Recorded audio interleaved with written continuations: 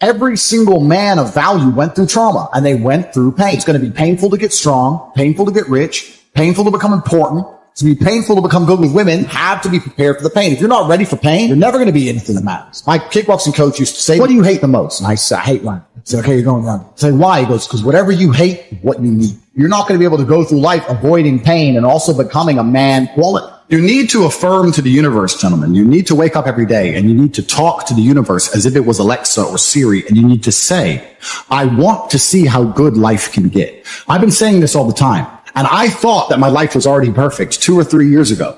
And still it keeps getting better. Oh, yeah. My life keeps getting better. Now, life isn't a straight line, right? I didn't get to the top in a straight line. I had bumps, bruises. I had setbacks. Yeah, I got cut up. I got stabbed. I had a lot of problems. But here I am at the top. Life's not a straight line. But every single day I say, I want to see how good life can get. And God keeps providing. He keeps making me richer.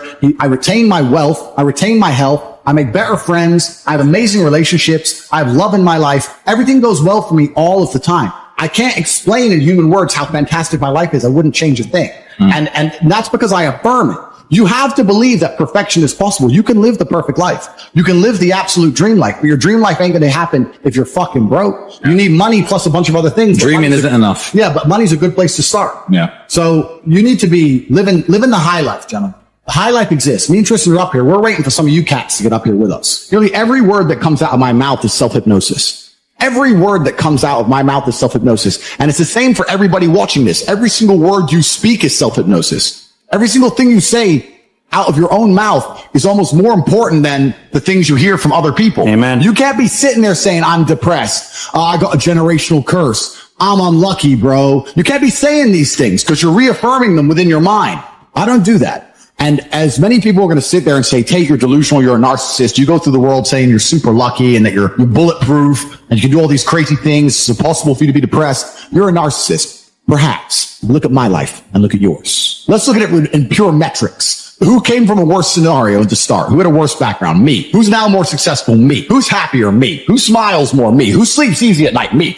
Why the fuck would I want to think like you? You have to love the war. You're only going to be good at fighting if you enjoy the battle. You have to be the kind of person who smiles every time he gets shot.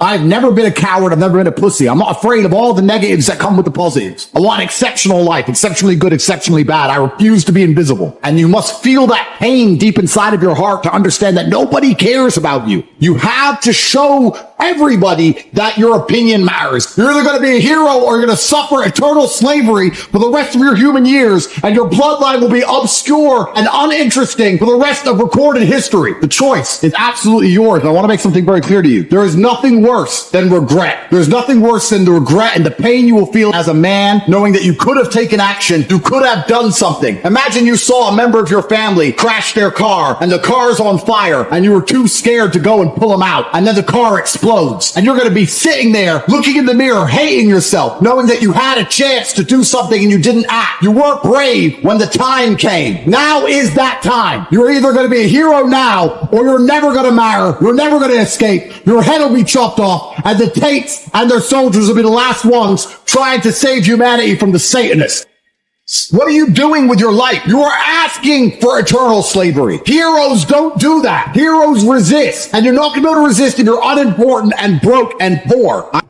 I really hope to God that it never gets to a situation where I am somehow no longer alive, because I would never kill myself. But you would not believe the level of evil that operates within this world. You need to feel fear, and you need to start doing something right now. You need to be a hero.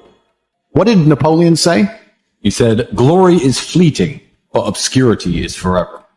Absolutely. Glory is fleeting, but obscurity is forever. And when he says fleeting, that's a really good point, because everything in life is rented, especially your glory as a man. When you have a good body, it is not a good body as complete. It's not finished. You haven't completed the task. You have rented that good physical condition. You must train every day to retain it. Everything is rented. Your body, you don't just get a good body and you're done. You still have to go to the gym every day to maintain that good body. You don't just get a hot girl and it's done. You still have to work hard for her to always love you and respect you. You don't just start a business and now you're rich. No, you have to start a business and work on that business every day. If you take your eye off the business, it will fail. Everything in life is rented. So when he says glory is fleeting, he's also absolutely not correct, because glory is fleeting and you have to constantly and endlessly work for it and make sure that you never stop. Otherwise, it will be taken from you. But obscurity is forever. If you never make a mark on the world, then you effectively never existed. And when you're gone, nobody will care. The reason our Father is discussed at length is because of who me and Tristan are. And the reason we will be discussed forever is because who our sons will become. And that's very important because you have a duty to your ancestors and you have a duty to God. So you must make a choice. And this is a genuine choice to you people at home. Do you want to live in obscurity forever and be invisible and not matter and have an easier life? I would argue that it's not easier because in your heart and in your soul, you're going to feel guilty knowing you could have been something you're not. Or do you want to try your absolute best and struggle and suffer every day of your life, paying the rent for all of the amazing things around you? We pay endless rent. We pay rent for our bodies. We pay rent for our relationships. We pay rent to keep our kids. We pay rent to keep our business. We pay rent to keep our freedom. Every single day is work to pay the rent. It's absolutely never ending. And you have to make that choice. So if you have a pen and paper in front of you, you need to decide. Do you want to be invisible with a lower rent bill? Or do you want to be important and work hard and suffer to make sure that the rent is paid? It's a choice you must make, and it's binary, and you must be extremely dedicated towards the decision you finally make. Manhood is exceptionally hard, and life is hard. But how you shape yourself will determine how hard it is for you and how miserable it will be. As a man, there is no easy life. Your life is not about being easy. Your life is not about being happy. Your life is always going to be difficult. All of the pain you feel, all of the sadness you feel, you're supposed to feel as a man, and you have two effective binary choices. You either go through the suffering and go through the trauma and go through the hardship it takes to be a man of value, or you suffer eternity as a nobody. And being invisible, I would argue, is almost worse. You can have a very stress-free life if you work in Starbucks. You don't care about the Starbucks once you clock off. You go home, you play video games, and you exist until you die. That's stress-free, but you have to suffer being a nobody. Alternatively, you can go out there into the world, try and implement your mark on the world, work hard, try to get rich, more money, more problems. You can try and start a business, the stress of that. You can lose your girlfriend because all you're doing is working. This is a new level of stress, a new level of trauma, but at least you'll be a somebody at the end of it. There's two ways to suffer. You either suffer becoming a somebody, or you suffer as a perpetual and forever nobody. Absolutely everything as a man is your responsibility. It's your responsibility to become your best and brightest version of yourself. And you're not going to do that simply by talking it into existence. You need to live it into existence. You need to go out there and do things which are genuinely difficult, genuinely stressful, which are genuinely scary, so you can become the man you want to be. So you have to take responsibility for these things, and you have to seek them and choose and find the correct difficulties for you to overcome so you can build a character worth having.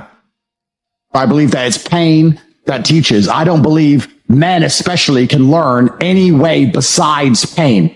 We talk about learning a lesson the easy way or the hard way, and I'll tell you something. We've all been offered chances to learn a lesson the easy way our entire lives. And guess what? We didn't learn anything, and we kept doing it. It's natural and intrinsic inside of men. You'll see a man drive a car too fast and almost crash 100 times, and he won't learn his lesson until he's crashed that car. We only learn things the hard way. It's only pain that can teach a man. Every single time something bad happens to me, that's how I see it. I see it as God teaching me to make me more wise, more formidable, a more capable opponent. And that's how you have to approach life. Every single hero in every single movie goes through adversity. There's never been a hero movie where all he does is win. No, to be a hero, you have to suffer. Purpose, why we are created as humans and why we are here. Like, what is the purpose of life? Why have we been given life? I think we're here to struggle and to learn. I don't think we're here to be happy. That's why when we keep going back to the happy argument, I've always found that kind of frustrating and annoying. Yeah. And someone goes, oh, but I want to be happy. Why? Why? Why do you want to sit there and laugh? Like you were happy your entire childhood. That's your happy days. You're allowed to be happy as a kid. Right. It's all over now, right? You're a man. You have responsibilities. I think we're here to do important things, and important things are going to be difficult, and they're going to be hard, and you're going to get frustrated. But that's what gives you purpose. I think we're here to struggle. I think we're here to endure pain. Yeah. I think we're here to just see how hard we are to kill. I think that going through terrible things and living through them and coming out the other side is one of the most fantastic things about being human. I think that it's almost like once you understand what life is really about, there's no emotion which isn't enjoyable. The only emotional state which can be seen as detrimental is feeling nothing at all. But if you're sitting at home and you're feeling truly heartbroken, at least you're feeling something, right? And I think that's the whole part of being human. I think we're here to struggle. I think we're here to go through pain. I wake up each day and go, what can I attack? What problem can I solve? And look at history. Why did Genghis Khan wake up and want to conquer the whole world? Why did Napoleon conquer the world? Why did Alexander the Great conquer the world? You just wake up and just say, give me this, give me that. I want all of it. Yeah. There's an army there. They're really big. We're better. It's intrinsic. You need to go and conquer. That's the purpose of life. Do you believe that God created us? So why did God create us to struggle? Because if you don't struggle, you don't learn. God created us to learn and understand ourselves and understand other people and understand the world. And what did I say earlier? I said that you don't learn a lesson without pain. So you have to struggle to learn anything. There's only two ways to learn things, the hard way or the harder way. If you're smart, you can learn the hard way. But in my experience, 99% of the planet only learn the hardest possible way. If you want to feel happy inside of yourself and you want to feel content and you want to feel stable inside of yourself, you need to live true to God. And I'm not saying you can't drink a little bit of alcohol or not party or not have a little bit of fun. You have to be a good person. I'm going to sit here and once again explain to you how different the world is when you have a mind which isn't warped and affected easily by outside influences. You are never going to become a robot. This is nothing to do with not feeling emotions. This is nothing to do with just becoming an empty, emotionless void of a person. That's not what this is. This is about understanding that you're a human being. You're going to feel emotions. This is a beautiful thing. And making sure that you use them in the correct way. A. And B, you do not ever let them stop you doing what you're supposed to do. I say to people often, I haven't felt like going to the gym in 2 years. I'm wearing my gym clothes right now. I just finished training. I haven't felt like training in 2 years. After 10 years of professional fighting, after giving my life to exercise, genuinely, I have not woke up and felt like, oh, I really want to train. I haven't felt that way in a long time. That's why I retired from fighting. But I have still gone and I have still trained regardless of how I feel. So this is one of the tenets, and there's going to be a lot of things you're going to learn, of an iron mindset. It's the ability to not let your feelings affect you, and sometimes to do the complete opposite of how you feel. Because you're not going to very often feel like working hard. You're not going to always feel like doing the right thing. You're not always going to be motivated. The idea that you need to be constantly motivated shows how weak your mindset is. I don't need motivation to go to the gym. I can not want to go with every fiber of my being, and I will still be there. Because I use my cerebral ability. I use my mind and I logically decide what I'm going to do with my day, regardless of how I feel, regardless of whether I'm motivated or not. Life is just getting things done, doing the right things, doing the important things, making sure they're done efficiently and thoroughly so that you live the best possible life. It's as simple as that. It's not particularly complicated. And this 6-week training is going to be about exercises you can do to teach yourself slowly over time to put together a mindset that prevents you from failure. Because if you have a mindset that doesn't allow you to fail, then you're simply going to win. There's no other option. So that's what this is all about. So in the first week, we're going to learn something which is extremely basic, but it's extremely important. I'm not going to be, and I don't want to be one of those guys who's like motivation, inspirational. I've never been one of them people. I don't believe in motivation, inspiration. I don't believe in that crap. I don't believe that you need motivation to get things done. I'm not going to sit here and just talk a whole bunch of motivational things to make you feel good. What I'm going to do is I'm going to tell you the things I always did that allowed me to put together the mindset I currently have.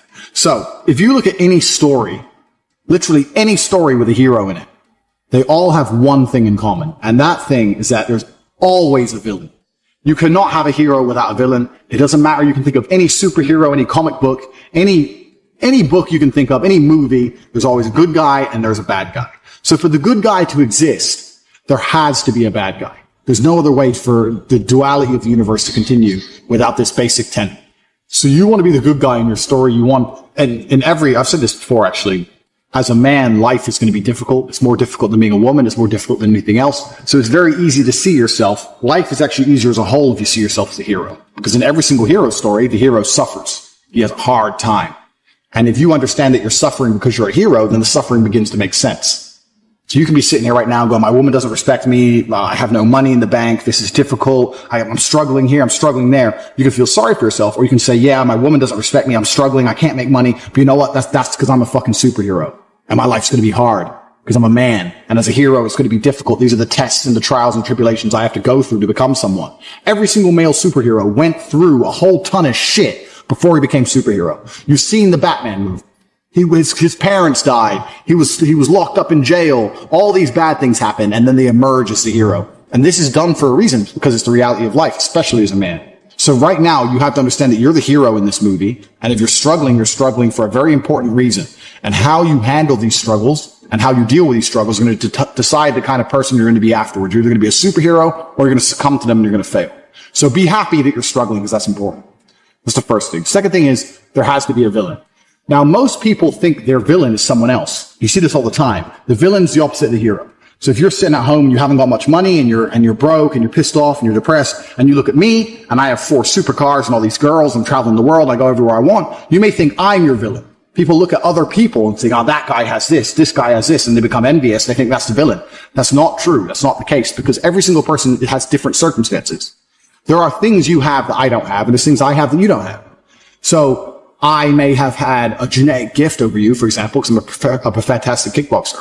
But you may have been born more wealthy than me. I was born in a very, very poor family. So I had advantages and disadvantages. You had advantages and disadvantages. So comparing yourself to other people is asinine, and it's inane because it's not a level, fair playing ground. There are some people who are born to millionaire parents who are gorgeous, model, good looking, and have 6-packs without trying. Some people are lucky like that. That's just how it is. So comparing yourself to these people is not going to help you.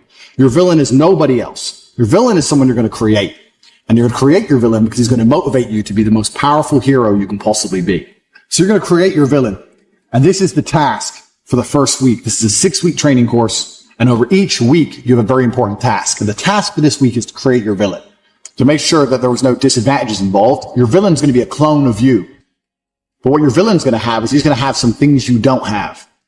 And your villain is going to be the person who basically, without requirement for motivation, without being, no matter how he feels that day, no matter how stressed he is from work, regardless of what happens to him, your villain's going to be the guy who always does exactly what he wants to do. So your villain's going to be the guy who goes to the gym regardless of how he feels. Your villain's going to be the guy who approaches every beautiful girl he ever sees and says, hey, I really think you're beautiful. Goes over to him and talks to them. Your villain's going to be the guy who asks for a raise at work. Your villain's going to be the guy who does everything he wants, regardless of how he feels, regardless if he's not motivated or not, regardless if he's shy to talk to that girl or people are watching or his ankle hurts, he doesn't want to go to the gym, whatever. Or he thinks his boss is going to fire him. Your villain is that dude who does anything he wants to do. So for this week, you have to sit and you have to make a list of all the things. You have to sit there and say, if I did everything I wanted to do, if I were to be the best version of myself possible, what would I do? Okay, well, I'd go to the gym every day. I get up at 6 a.m. and I go to the gym every day. You write that down. I'd approach every beautiful girl I ever see and I'd introduce myself and try and get their Instagram or their number. You'd write that down. For example, I'd start a side business. Even though I don't know anything about it, I'd learn how to make websites. My villain's the kind of guy who would sit there and he'd learn how to do it by himself. And he'd start his own online business. Write that down. My villain's the kind of guy who reads really important books. I say I don't have time, but my enemy, this villain, he reads books. He finds time. He doesn't watch TV ever. He doesn't waste time ever. He doesn't eat junk food. He reads books. Writes it down. And you have to make a list. Now, this list at first should be easy for you, but then you're going to get to about 7 or 8 things and you're going to stop. No, this list needs to be 25 to 30 points long, minimum, because this is going to become your enemy for the next 6 weeks of training. You want to become a hero, you need someone to battle against. This is who you're battling against. You're battling against a better version of yourself, a version of yourself that doesn't succumb to how he feels, but does what he's supposed to do anyway. So this is who your villain's going to be. And when you're writing down this list, all the qualities your villain has, imagine what this person looks like. You have to put genuine effort into this. You have to imagine what he looks like, imagine how he walks, imagine how he talks, imagine what people think when they see him. Imagine how different you would be if you had been going to the gym every single day for an hour and a half, every single day for the last 2, 3, 4 years. Imagine it. Imagine how differently people would look at you. Imagine how differently females would treat you if you were jacked like that guy would be. You have to sit and you have to put down all these qualities. And then once the qualities are there, 25 or 30 minimum, then you have to imagine what kind of person this is. You have to imagine what he looks like, what he talks like, what he thinks like. Imagine how he views the world, because this is who you're going to be battling against. So you have to put genuine effort into constructing this person and understanding this person. The reason I'm saying do this is because this is what motivates me every single day. When I was training for a fight, the reason I'd always go train is because I knew my enemy was training. But when I stopped fighting professionally, I thought, well, what enemy do I have? And I realized I had to create my own. So when I don't feel like going to the gym, I imagine I've built my own enemy. I won't even list all the things that my enemy has. He has a whole bunch of shit I don't have. And he would be an nearly impossible person to beat. But when I sit and I don't feel like going to the gym, I know my enemy's training because he trains no matter what, regardless of how he feels, regardless if he's pissed off or if there's traffic or it's raining or he's tired. My enemy trains. When I see a girl and she's beautiful, but all her friends are there, I'm afraid they're going to laugh at me. My enemy wouldn't give a fuck. He'd go over there anyway. That's who he is. He's the man. So when I understood who I was truly battling against, then you have 2 choices. You either rise up to try and take him on or you become a little pussy. You have the choice. Do I want to lose to this man I've created and I've built? Do I want to lose to him, or do I want to beat him or compete with him? And you have to make a choice, and you sit there and go, well, I know that the person I created in my mind, my arch nemesis, would go over there and he'd talk to all the girls and he'd fuck two of them, let alone one. And the crazy thing about all of this is that this person is you. This person is you. It's just you with a little bit of a different path or a different take on life. It's you who's the person who does whatever he's supposed to do regardless of how he feels. It's you with an iron mind. This is the exact point of it. You're not supposed to be happy, and you're not supposed to be content, and you're not supposed to be satisfied. Because you're sitting there going, why am I not happy? Why am I not satisfied? Why am I so miserable? That's exactly how you're supposed to be. I don't know where anyone got this idea that life was created and God created us all and built this entire world for us to sit here and just smile all day. Like children. No, you had your happy years when you were a toddler, when you got that cardboard box to play with, and you didn't appreciate them and you wasted them, and now they're all gone. You're an adult. All your happiness is gone. You're not allowed any anymore. You are supposed to feel frustrated. You're supposed to feel like there's so much that needs to be done. You're supposed to feel like you could have so much more from your life. You're supposed to feel motivated and on fire. You're supposed to feel lots of things, but not necessarily happy. I would say, although my life is basically perfect, I wouldn't call myself happy. I don't like that.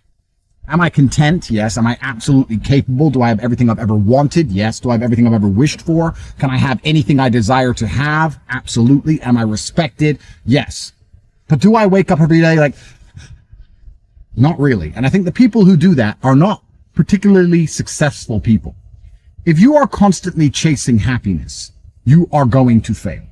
If you're constantly chasing happiness, you're going to end up doing hedonistic dumb shit. You're going to end up drinking, taking drugs, doing anything it takes to feel happy. If you're constantly chasing respect or importance, perhaps you will have a far more remarkable life filled with achievements. So you have to ask yourself, do you want to be an important man who is respected, or do you want to be happy? And this is a really interesting question. We can talk about this at length. Is Putin happy? I don't know. I mean, he has a lot on his plate.